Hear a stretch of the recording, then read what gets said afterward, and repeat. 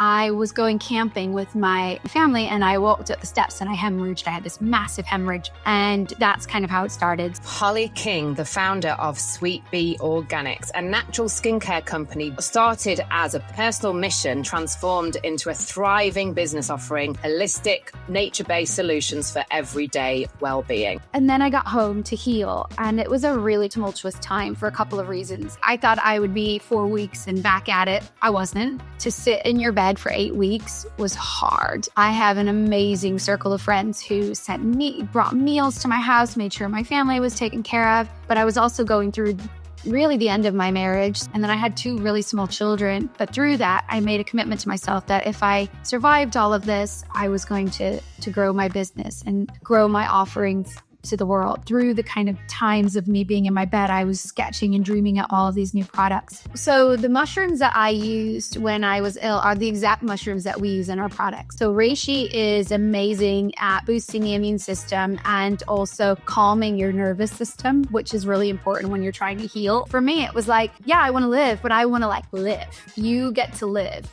however you want to live. If you want to live in joy, then you are the only person that's going to do that for you.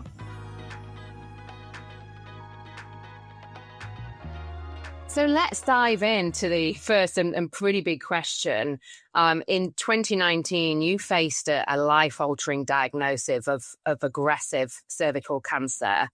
Can you share with us that difficult journey and the courageous decision to pursue alternative healing methods instead of the traditional treatments that most people have today? I guess I'll start with kind of my inner knowing that I always knew I'd be tested in my belief system, especially around holistic wellness. I've always really firmly believed in kind of letting our bodies do the work that needs to be done to process whatever's going on. So I was never one to take paracetamol or anything like that.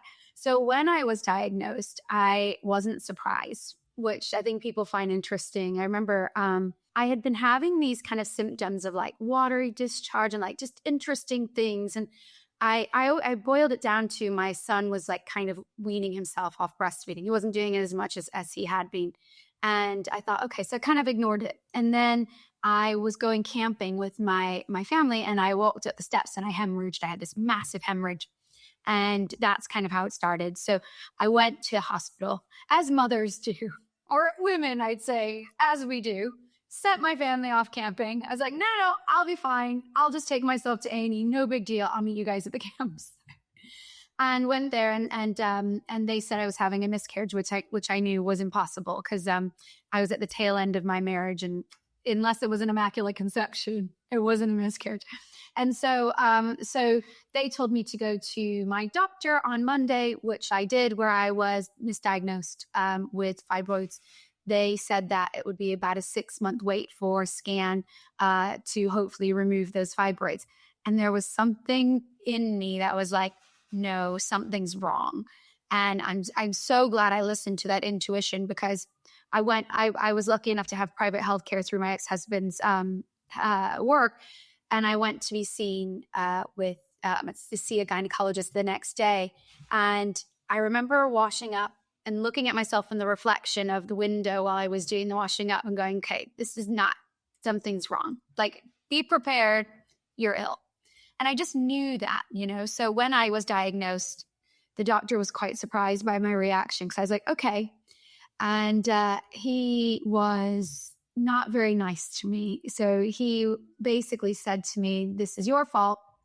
You weren't getting, your smears on a regular basis, and you're not going to cure this with herbs and magic. Now, when someone says something like that to me, I'm like, you watch me.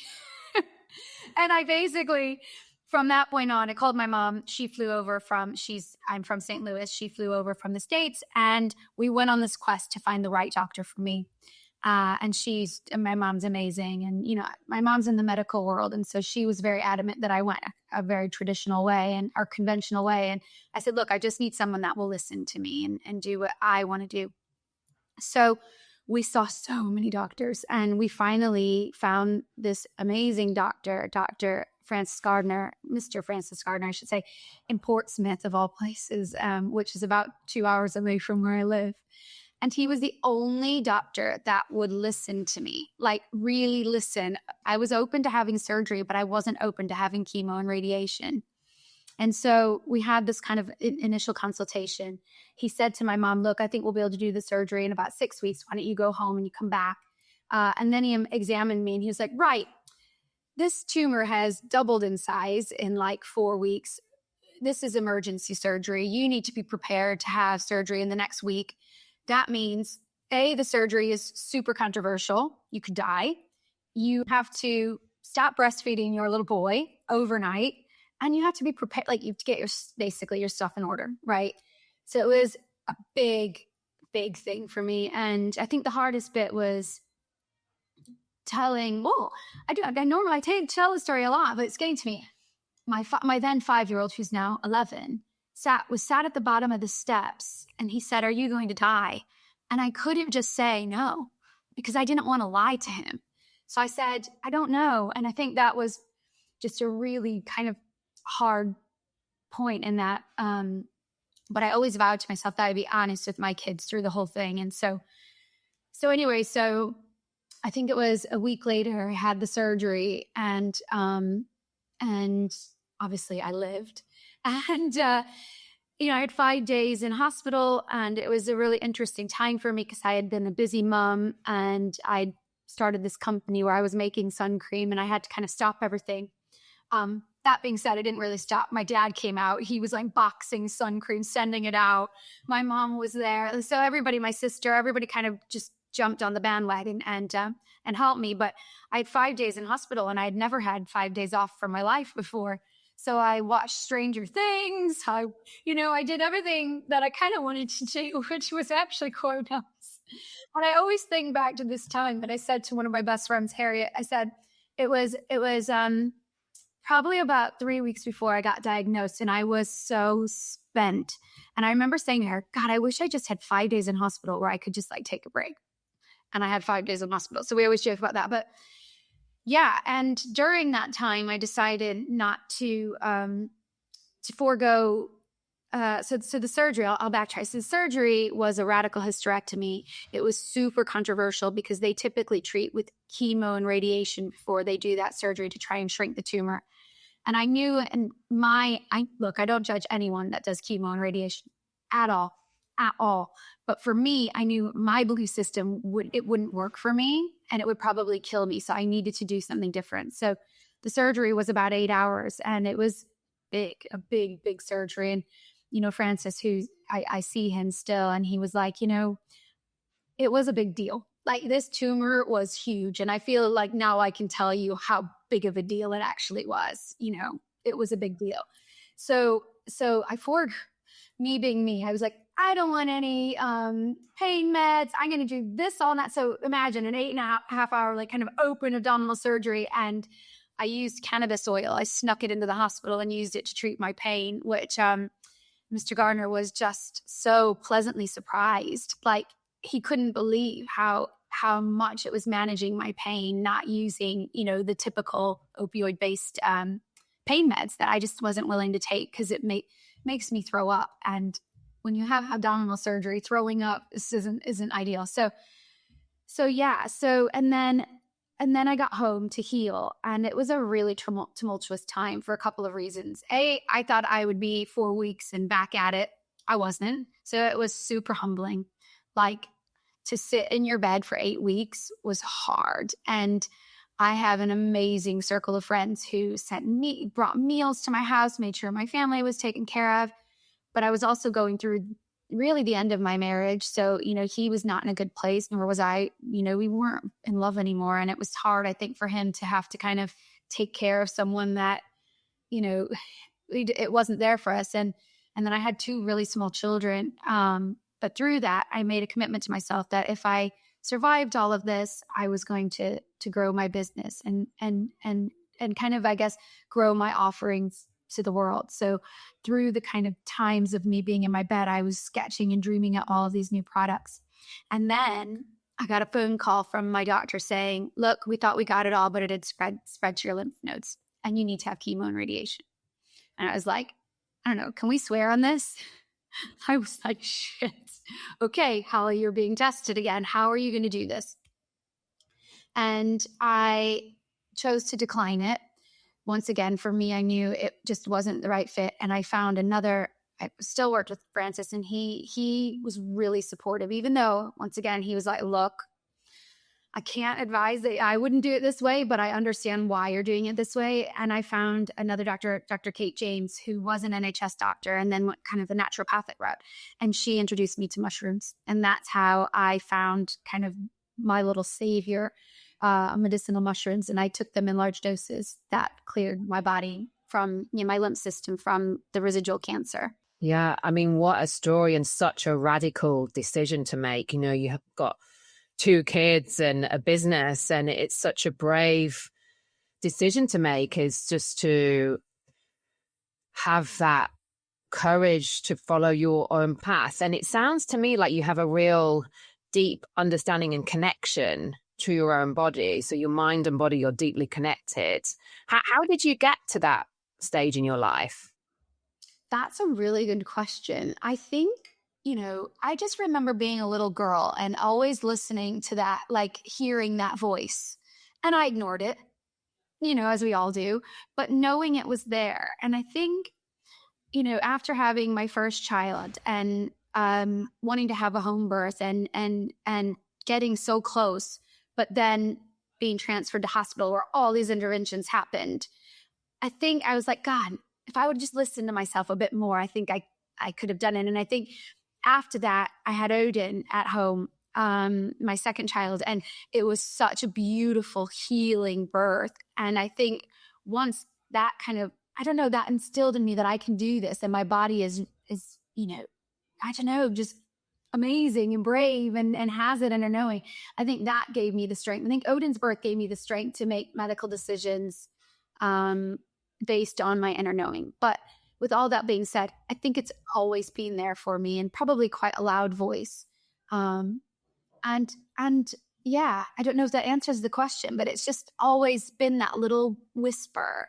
And I think now I just listen to the whisper a bit more, so it's more than a whisper. Yeah, and it could be that whisper, it's that gut intuition, it's that knowing. And a lot of people, especially high achieving busy women, are pretty disconnected from their bodies because they're just so busy up here and they don't have time to slow down and understand what's normal in their body, like what feels good, what doesn't feel good, and knowing when they're going to get sick and knowing when a situation is healthy for them or not.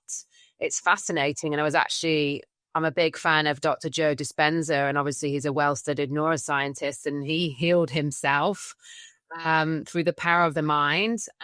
So there's these incredible stories out there that if you really tap into the power of your mind and your body, you can actually heal yourself. And that's pretty out there. It is, but it isn't, right? Like, it is what our bodies are meant to do, I think. And I think that's what's so wonderful about it, is just, I guess, understanding that we're all really powerful beings. I think people are so quick to hand over their agency to someone that may be deemed smarter than them. But like, I think if we just sit with what we know, and that might be, if someone's listening to this that has cancer, that might be, I need to do the conventional route. And if you feel that and you know that, then you should do it. Like, I really believe that as well, because that is what will heal you. And if there's somewhere in your gut where you're like, this doesn't sit right with me, and it just didn't for me. Like, I asked the questions and they couldn't give me the right answers. I was like, what's the survival rate post 5 years? Well, we don't track that. I'm like, why not? I want to live more than 5 years. I was 36 years old, right? And also there was, the added complexities of having radiation where your cervix is, which means that there's no more orgasms for you. I was 36 years old. My marriage was ending. I was like, I'm not willing to sign up for that. I want to be a whole person, So for me, it was like, yeah, I want to live, but I want to live. And I think what that journey taught me was like, you get to live however you want to live. And it's like, if you want to live in joy, then you are the only person that's going to do that for you. And that's what I try and do every day. And it's hard. Like we said before, I had food poisoning yesterday. I was not living in joy yesterday. But I had these little moments of trying to just find the good in it, right? Your body needs to stop. You own a business in 2 different countries where you're running nonstop and you have children and everything else, like your body needs to stop. It's okay to take a break and watch Netflix all day, which I happily did yesterday. And when you were going through this cancer journey, you had 2 young children? Yeah. Yeah. And you were going through the end of a marriage, and you had this massive journey ahead of you to heal yourself, whilst also in the early stages of your business. Mentally, how did you get yourself through that? I think you go a bit mental. I think it was probably the first time in my life I had to really depend on people, like really depend on them. And like I said, I had this amazing group of friends who, even before my surgery, they held a wound blessing for me, and we sat in a circle in this beautiful yurt, and everybody gave me a bead with a necklace on it, and we all wore that. They tied me in this rope, and then they all cut a piece and wore it on their wrists. And then when my surgery happened, my mom texted everybody, and they cut it and lit a candle at the same time. So I had this amazing group of women, which they're still in my life, and they're amazing. And they supported me with kind of the day-to-day bits. And it was a time where I had to just like raise my hand and go, I can't do this on my own. And depending on my family, who came over from, my sister was living in France, I think at the time, and my dad and mom were in America, and depending on them for things as well. But I think, look, it was a dark time. It wasn't easy, and I guess the light in there was dreaming up what I could offer the world afterwards, and just, I guess, allowing my head some space to realize that you survived something big, and it's now time to kind of share that with the world, and also like be happy. Just, you don't have to be in anything like my marriage. And look, him and I are good friends now, and it's fine, and we raise our boys, co-parent quite well. But I wasn't happy. And it was like, what am I doing? Why am I staying in this? There's no reason to do that. It's not going to help anyone. So just those little realizations, I think, were just such a blessing. It was hard. It wasn't easy. No, and realizing the precious nature of life and what's important. And then your happiness is 100% paramount. Yeah. Yeah. And also having a strong support network around you, your friends and family, that they really came to the table for you and supporting you. Yeah, they did. And I think being so far away from where I'm from, it was hard because I have an amazing extended family back in St. Louis. But I'll tell you what, these women stepped it up. They stepped it up to the plate. Like I had a party. I was 5 years cancer-free in August, and I had a big party. And it was just so nice to kind of pay a little tribute to them and what they did for me. I gave a speech, and it basically is just me blubbering the whole way. But I don't even think they realized how instrumental they were in my healing journey. And yeah, and I would do it for them. That's just how we are, I think. For sure. And for you continued, obviously you're all in good health now, and you continue to build your business. What kind of self-care practices have helped you maintain your well-being post your cancer journey that helps manage your physical, emotional, and mental well-being? That's a great question. So I think for probably post 3 years, I stayed on really heavy doses of mushrooms. So I was taking like a lot every single day, just to make sure my immune system was super high functioning, and that if there was anything in there, that it was just getting rid of it. So from a physical standpoint, I did that. I also saw Francis, my doctor, every 3 months at first, and then tapered to 6 months. And that just gave me peace of mind. I chose not to have any kind of radioactive. I didn't do any CT scans, but I did do MRIs. It was kind of a deal him and I made. He was like, look, you got to do something. I need to know you're okay. And that was our deal, where I was like, no contrast, but I'm happy to do. So we did that. And that was really good peace of mind, mainly for my mom, to be honest. She really worries about me, of course. But from a mental standpoint, it's something that I do, and I still do every day. And it's so small. Like, it takes me 30 seconds. Is I go outside every morning and I face the sun, and I just feel gratitude deep, deep, right in the heart space of just feeling gratitude for, if it's just for that day being alive, if that's it, at least I feel grateful for that. But I always just feel deep, deep gratitude for my life is amazing. My life's amazing at the moment, and it's feeling that gratitude without holding on to it, but also asking the universe or God or whoever you believe in, like, I would like more of this, please. Because I really believe that if you do not ask, you will not receive. And I think as women, we forget to ask about ourselves. So I always say thank you for my children being healthy and well, and, my partner and my sister and my mom, my dad, and all of that. And then I'm like, I would like more abundance and more joy and more sunny days and more of this wonderful life that I have. And so that has just been, I've done it all. I've done ayahuasca. I've done all the spiritual things, but that little thing has stayed with me for a very, very long time. And so that is probably my life hack. The practice of gratitude is so powerful. And the power of abundance as well, abundance where you are ready to receive. I want it, but I'm also ready to receive. And I can also visualize myself receiving, whether it's love, a new relationship, whether it's business success, I am ready to receive. And it's not just about wanting it, it's manifesting it and putting it out there to the universe, but also standing going, I'm ready for you.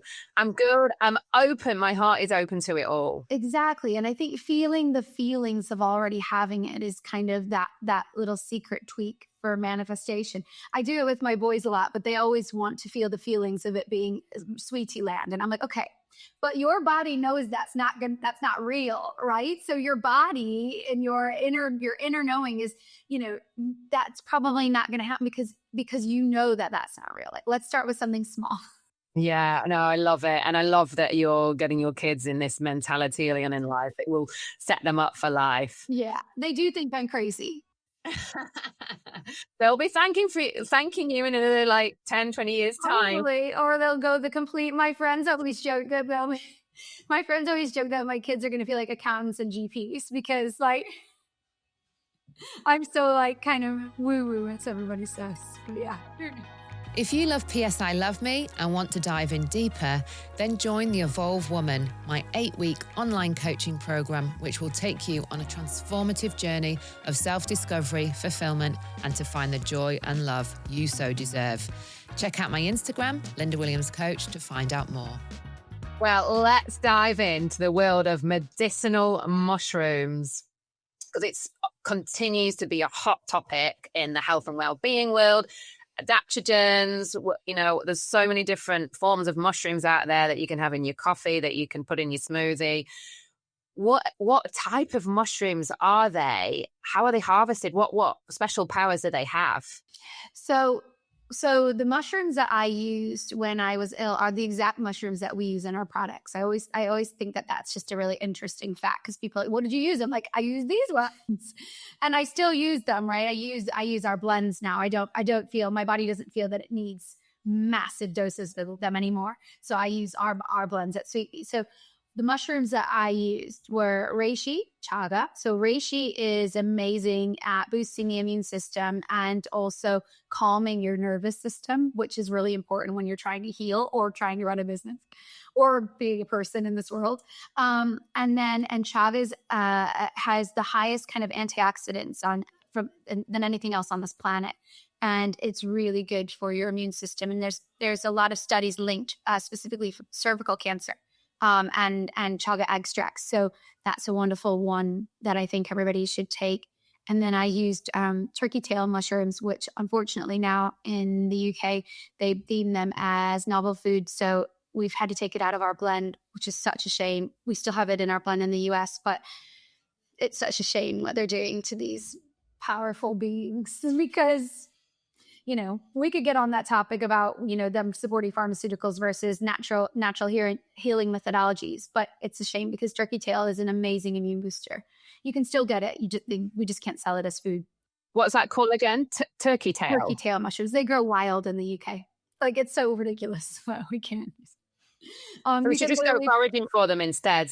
yeah, exactly. You just have to be careful. They look like a turkey's tail, but there is another mushroom that looks similar. So you just have to be careful when you're identifying it. But then you can make a tea out of it. You can just chop it up and make it into a tea, or you could tincture it, which is really fun and exciting.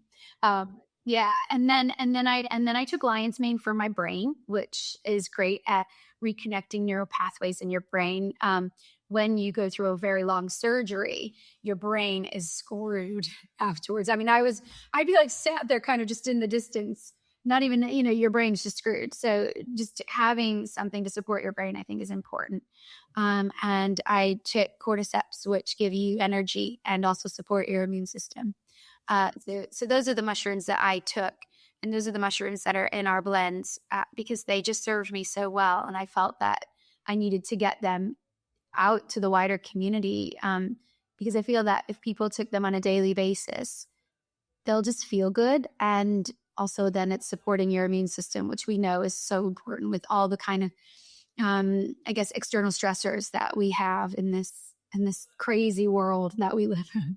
Yeah. And how do you take your mushroom supplements? I take them in powder form. So Powder. yeah. So our inner wisdom balance is the blend of, it's like I always call it like our big daddy of mushrooms. It's got 7 mushrooms in it. And I just take it with milk, just good old fashioned cow's milk. and that's how I drink it. And I think what we found is that when you slightly heat mushrooms, so I think something that's important if you're going to take mushrooms is that if you're taking them in a powder form, you need to slightly heat them. So not super, super hot. But when you do that, you get more of the adaptogenic power in your body. So when you're taking them as capsules, you just aren't activating them as much as you could.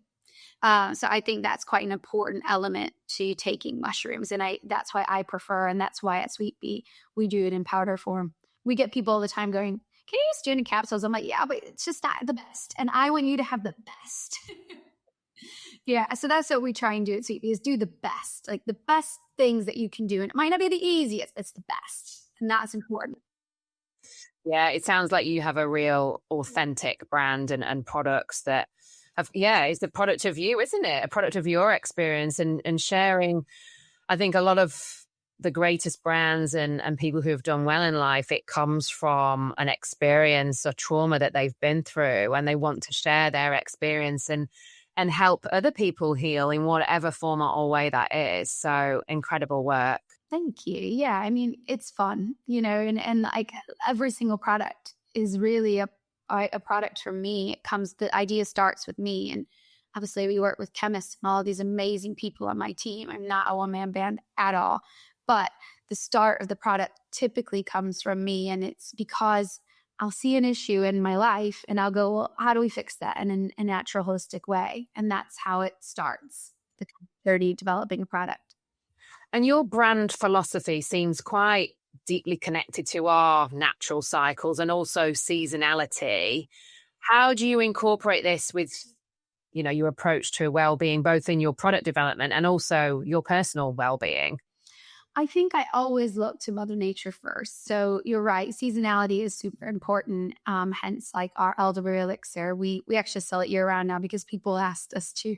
But really, that's kind of our autumn winter product, and then we have a spring and summer product, which is called Springtime Soother, that helps with hay fever and all these wonderful issues that come up when it's sunny out. You want to be outside. Right now, I was just having a good old sneeze before this podcast. I know. I mean, I have the worst hay fever. That's why I developed that product, because I was like, well, there's got to be something here. And in doing research, we found that high dose vitamin C along with elderflower and nettles are just great. It's a great with honey. It's just a great combination to soothe that. So that's how that's when we're looking at wellness at Sweet Bee, we look to Mother Earth first, and then we look at how do we do this? How do we create a product that is accessible for the modern person, but as close to nature as possible? I don't want to be this company that takes something and then just completely changes the structure of the plant, right? That doesn't really make sense to me. Like, how do we keep it as close as possible, but also make sure that like you can use it and it's not too out there? And that's a thing where I always sit. Like, I'm pretty woo-woo in some of my thoughts, but I'm not sitting here banging a drum, being a shaman, right? I think I'm an accessible person that people can identify with and go, oh, she's a mom. She works full time. She, is trying to make her way in this world, whatever it may be. I feel like people can kind of identify with at least little bits of me to then incorporate that in their everyday life. Well, yeah, and you're not preachy at all. You're saying understand your body and do what's right. Going back to our cancer conversation, if you want to go down the conventional route and do what's right for you, do that. It's all about doing what's right for you and your body and having that power and education and understanding to do so. Yeah, exactly. Like everybody knows themselves, and I just have no judgment at all with however people want to treat themselves. But if they want to go down a natural and a holistic route, like we're here, and there's some amazing things out there that can help you without the adverse side effects. And as women, obviously we get to go through all sorts in life, perimenopause, menopause, obviously our periods every month and our cycles and pregnancy. Do you have any specific products that help with, say, perimenopause and menopause? Oh, yeah. I'm knee deep in it at the moment. So absolutely. So Inner Wisdom Balance, the one that I said is our heavy hitter mushroom. I always do this because it's in a big jar. I created it to bring balance, to bring hormonal balance. So it has wild yam root in it as well, which helps balance our estrogen, and it is just such a great balancing product. So it's great for perimenopause. It's also great for men, right when you're in it, and then it's also great for post-pregnancy. Our hormones are out of whack after we have a baby, especially if we're breastfeeding and all of this stuff. So it's wonderful for that. So that's kind of the internal, medicinal mushroom drink that we have. And then I actually have it sitting right here. This is our Inner Wisdom Revive. And this, I think we're just calling it Revive now, not Inner Wisdom Revive. Anyway, things change. But Revive. And this is awesome. This is a balm that was originally developed for vaginal dryness. So it has vitex berry and wild yam root. And it's a balm that was meant to be just put on your vulva and help with vaginal dryness, which is the reason I created it. Was a few women came to me and they're like, I don't know what to do about this. And I'll create something. And that's kind of how it started. It took about a year to create. But what we found is actually if you rub it on kind of any kind of like fatty bit of your body, so your upper arm or your inner thigh twice a day, it is amazing at just balancing your hormones. Like this helps so much. If you have PMT or like me, I'm perimenopausal, but I'm 41. So it's like this weird, I had a radical hysterectomy, but I had my ovaries stayed, right?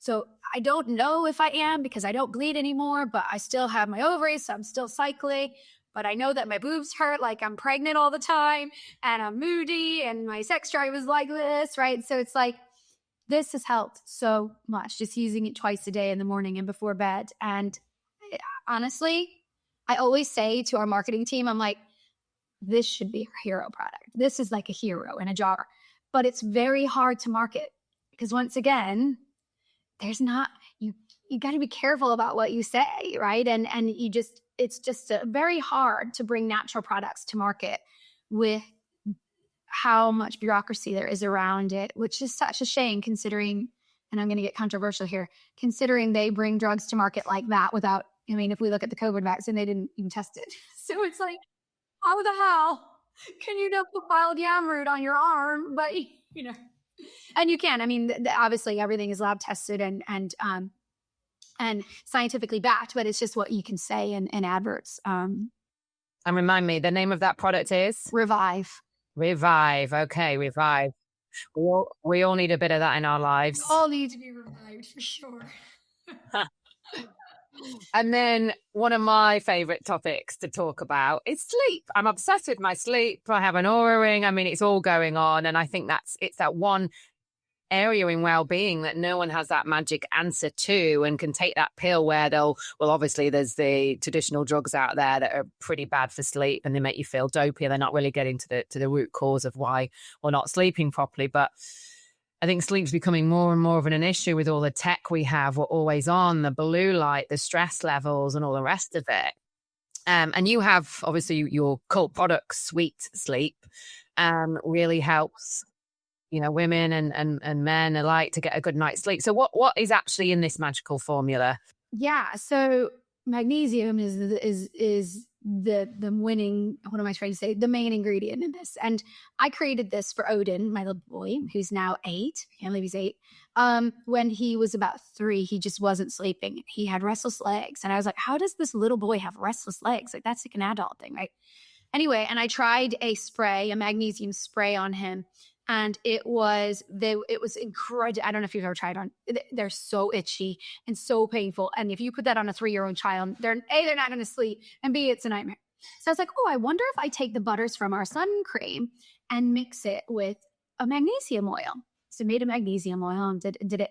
And I put it on him, and he slept through the night for the first time ever. And I was like, oh my God.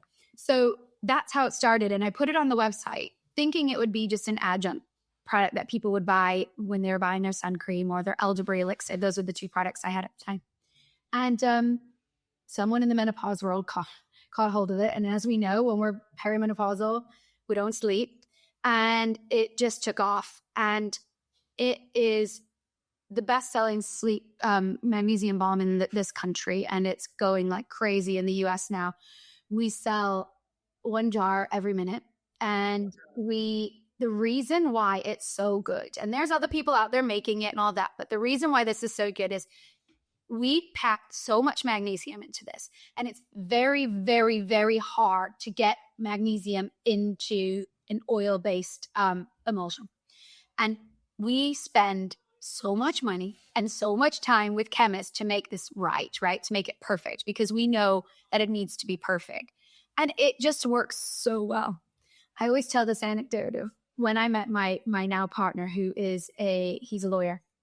He's actually now the COO and the legal counsel here at Sweepy. But he was a partner in a very busy law firm, working in finance and banking, mind going constantly. And when we met, I said, oh, I own this company. Our best-selling product is Sweet Sleep. And he was like, I was ready to be like, oh yeah, it's really good. Like this crazy woman. And he used it for the first night. And he was like, I cannot believe how well I slept.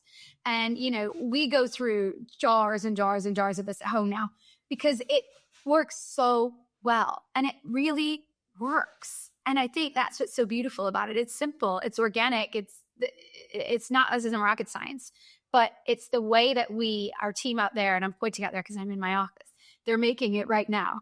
And it's the labor of love that goes into this. It takes 4 hours for us to make a jar of this. Obviously we make it in a batch, but it takes a long time. It takes a lot of study and science around it. And it's just, it's so special. And it does so much more than sleep. Yeah. It helps with migraines, period pains. It helps with hangovers, morning sickness. It's just, our bodies are devoid of magnesium because of modern farming practices. Our soil doesn't have enough magnesium in it to get through to our plants or in our animals' bodies that we're eating. And so we have to supplement. It's why people aren't sleeping. We also consume a lot of sugar, and I might get it wrong, but I think it's for every 1 molecule of sugar that you eat, it takes, I want to say it's 16, but I'm thinking it might be 28, 16 or 28 molecules of magnesium to counterbalance that. So when we eat loads of sugar, our magnesium is just constantly being depleted, and we can't sleep, or we have migraines, or we have really bad periods, and all of these things. I'm going on my soapbox here because I think it's so important. Like, magnesium is responsible for 300 chemical reactions in our bodies. And if we're devoid of it, we do not feel good. There you go. That is exactly what I was going to ask. Like, what does magnesium do in our bodies and why is it so important? And with your balm, do you put it on your feet or can you put it anywhere on your body? You can put it anywhere on your body. The reason we say your feet is we have more sweat glands on our feet than anywhere else on our body. And so when we put it on our feet, it goes straight through the sweat glands and right into our bloodstream. So it tends to work better than a pill that you take. With magnesium, when you take a pill, as you can imagine, it goes into your tummy, gets processed, goes through the liver, and then goes into your bloodstream. Whereas with Sweet Sleep, it just goes straight into the bloodstream. So transdermal, especially with a molecule like Sweet Sleep, it just works so well and so quick. So I put this on my feet 20 minutes before I go to bed, and I start reading my book, and I'm like, It works really fast. And I think that's what's so great about it. You can also rub it on your temples if you have a migraine. If you have anxiety, you can rub it down your heart space. It's a really good place to put it. Sometimes if I'm feeling anxious, like before work, I'll put it there. And so you don't necessarily need it. It doesn't make me tired in the morning, right?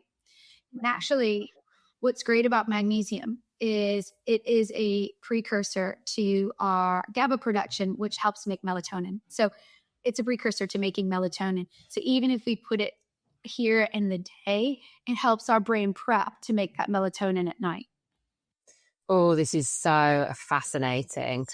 I have been using magnesium spray, but not enough, because it's just not a joy to use. I quite often put foot cream on. Well, most nights I put a foot cream on when I get into bed, like read and then off to sleep. But I can put a nice moisturizing butter on my feet now, and it's just a pleasure to use. I think a lot of the time when you have a product that's a pleasure, it just helps you get into more of a routine and a ritual with it all. Yeah, it does. And I think there's like so many added benefits that like we should talk about more with Sweet Sleep. So when you use it every night, like your hair grows, your nails grow, your skin looks better.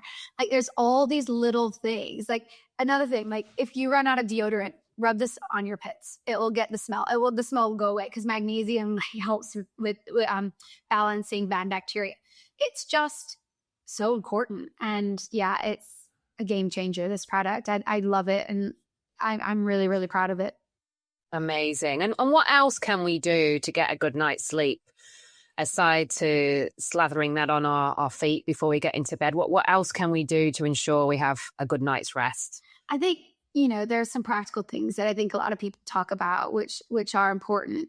But before I talk about that, I think one thing that you can do that a lot of people don't do is just, like I said, I have that little 30-second gratitude practice. But if you can stay outside in the sunlight, in the morning sunlight, for 10 minutes, just in the morning, like kind of looking almost at the sun, don't fry your eyes, but getting that morning sunlight on our retinas is really important to prepping our bodies for your night's sleep. It's telling your brain, okay, it's morning now. Okay, this is what I need to do. And then it helps your brain settle down at night. So everything starts in the morning, I think. And that's a good one. And you can use Sweet Sleep as well in the morning, just to help your body realize what time of day it is. But also, as we know, you mentioned it, blue light, big no-no, right? If you can limit your blue light at least an hour before you go to bed. So try not to be on your phone. That's why I just read a book. It's so enjoyable getting stuck into a novel. And I specifically choose novels because I like reading nonfiction, but I think at night you just need a good old-fashioned story, whatever it is. And just staying off screens for at least, it's so hard because we typically watch TV and then go to bed. So if you can give yourself just a little window, I think that's a biggie. And then just staying cool is really good. I think using natural fibers in our bed. I don't think a lot of people talk about that. I protect my sleep like it's a child, right? So I use grounding sheets. I use a silk sleep mask, wrap around. And stay tuned because we're coming out with one, which I think will be really good. And then I use only natural fibers, so linen typically and organic cotton in my bed. And then we sleep with the windows open in the cold, like we try and get cold. And yeah, that's kind of, I think. No, I love that as well. I love it when you're really warm in bed, but you've got fresh air in your lungs and it's not that stagnant air. Just feel fresh and ready for a good night's sleep. And talking about skincare, I've always been a massive believer in organic, natural skincare.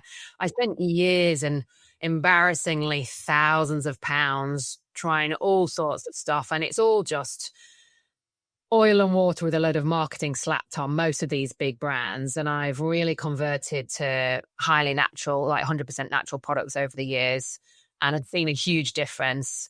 Can you talk me through what ingredients you recommend people should absolutely avoid at all levels, at all costs, that in skincare?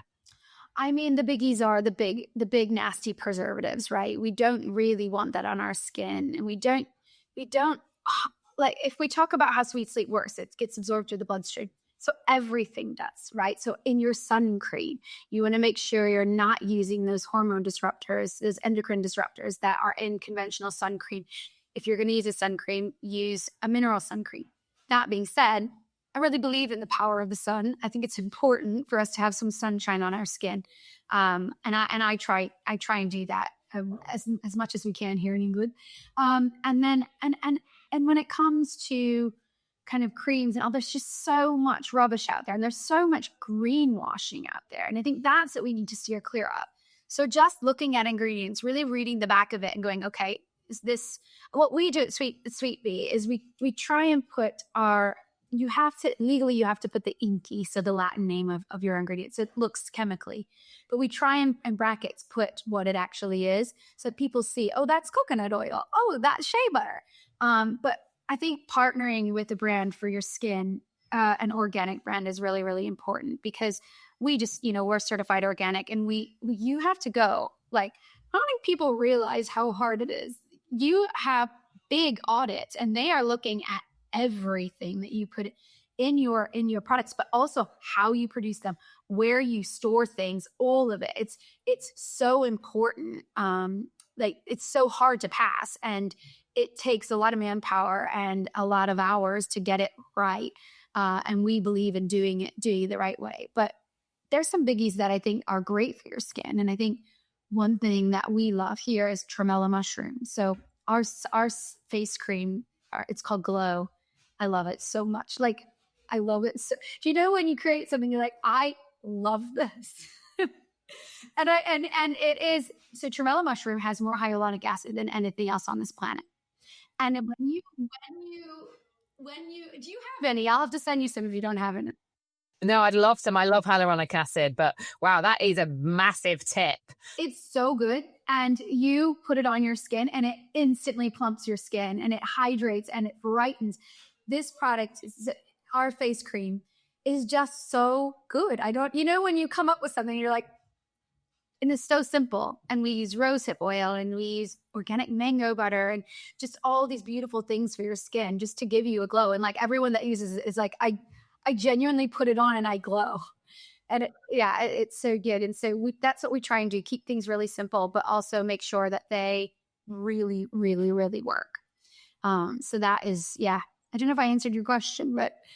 No, I know. I love the skincare approach. Again, it's all like it's like you are what you eat, right? It's the same with your skincare. What you put in your skin is equally as important as what you consume, whether it's your supplements, what you drink, what you eat. It's all going into our bloodstream. So we need to be careful. Like, when people go, oh, it's just a little bit of this. No, it's going, if you're using something every day that's toxic, it's going into your bloodstream, and it's toxic. And it's like, we have enough toxicity that we can't control. So why would you choose, I guess, a toxic skin cream when you could choose a natural one that is even more effective? Like, I find Glow more effective than the stuff that I've used in the past. And it's because we paid so much attention to exactly how it's formulated to make it perfect for your skin. Yeah, it's all the expensive skin creams I've tried before, and like, leading celebrities use them, all this rubbish.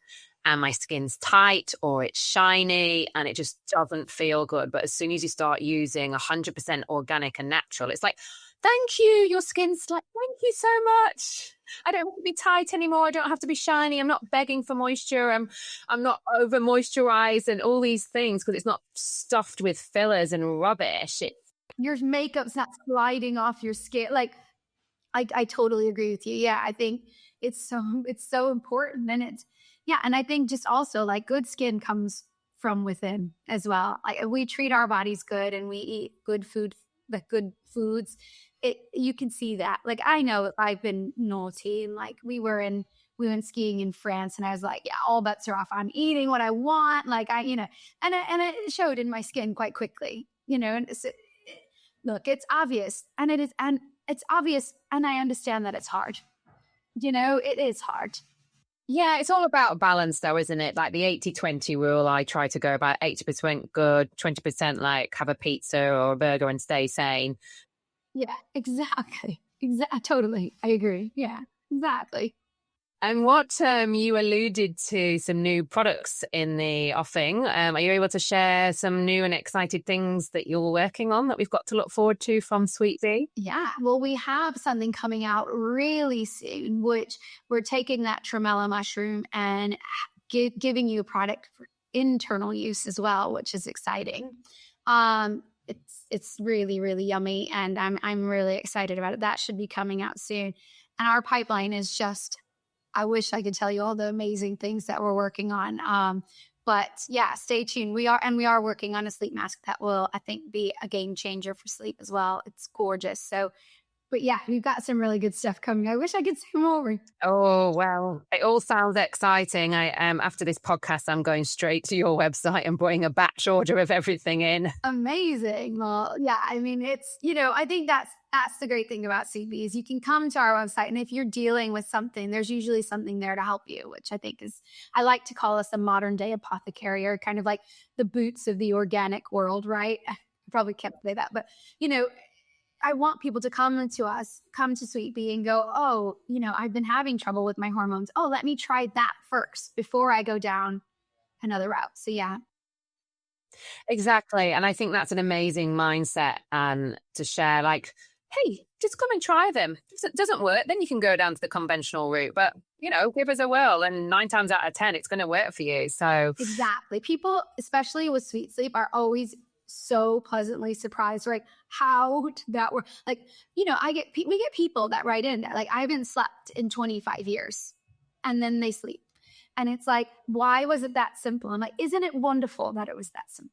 Isn't it brilliant that it's not something bigger going on with you? Like, be grateful that it's just a jar of cream that you need. Yeah. exactly.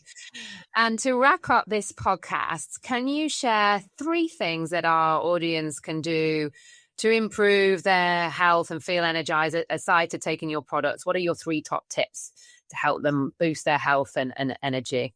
Yeah, I think we've alluded to them a lot, but I think just like living in joy and doing at least one thing a day that makes you happy. It's so big, even if it's just putting on some music in the car on the way to work, that like makes you happy. So that's one. I would say 2, if you can, and I really understand that it's expensive, but if you can eat organically, it's just so important. And I think you'll feel such a big difference if you can at least swap out a couple of meals and try and eat products that don't have chemicals sprayed on them or animals that have been raised that way. And 3, take off your shoes and plant your feet on the ground on a daily basis. It makes you feel really, really good. And there's real science to it, right? We give our negative electrons back to the earth, and that really, really works. So that would be my 3. Great tips. Well, Hollie, it's been an absolute pleasure to have you on PSI Love Me. I've learned so much. Your story is incredibly courageous and inspiring.